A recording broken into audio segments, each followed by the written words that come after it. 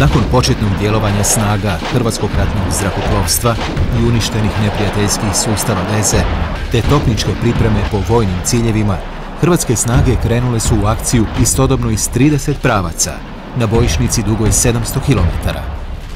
Udarnu snagu na glavnim pravcima napada činile su gardijske brigade potpomognute specijalnom policijom MUP-a i Hrvatskim gardijskim zdrugom te domobranskim i pričuvnim postrojbama. Bila je to u taktičkom i strateškom smislu vojna operacija koju će, zahvaljujući svojoj originalnosti i uspješnosti, izučavati brojni vojni analitičari. Glavni smjerovi napada bili su s Dinara i Velebita u pravcu Knina. Već u operaciji Ljeto 95. stvoreni su preduvjeti da s vrhova Dinare prema Kninu krenu 4. i 7. gardijska brigada.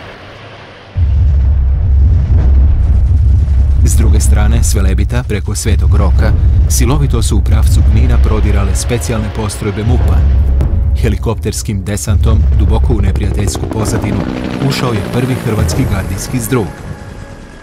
Zauzimanje prijevoja Ljubovo i neutraliziranje neprijateljske zračne baze u Udbini bila je zadaća 9. gardijske brigade. Sjevernije, s područja Kapele, preko Slunja i Rakovice s jedne, te Korenice i Plitvica s druge strane, nadirale su snage 1. gardijske brigade radi spajanja s 5. korpusom armije BiH u cilju deblokade Bihaćke enklave. Prostor Banije okružen je iz nekoliko pravaca. Udarna snaga u pravcu Petrinje, gdje je neprijatelj pružao žestok otpor i dalje prema Glini, bila je 2. gardijska brigada.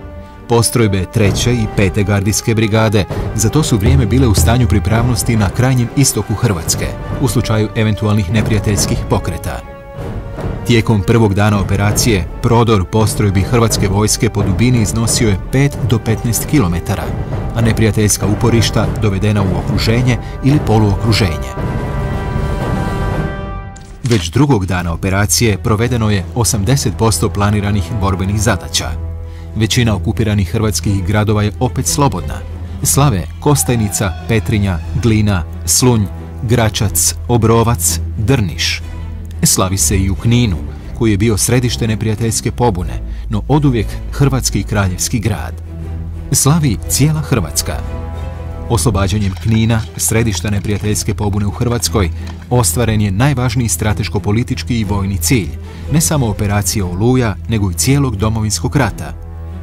Samo nekoliko dana poslije i na sjevernom dijelu bojišnice neprijateljske snage 21. kordunskog korpusa prisiljene su potpisati predaju. U samo 84 sata vojno-redarstvene operacije Oluja, u kojoj je bilo angažirano gotovo 200.000 hrvatskih vojnika, oslobođeno je više od 10.000 četvornih kilometara dotad okupiranog područja. Hrvatska vojska ostvarila je sve zacrtane ciljeve, u čije ostvarenje nitko osim nas samih nije vjerovao.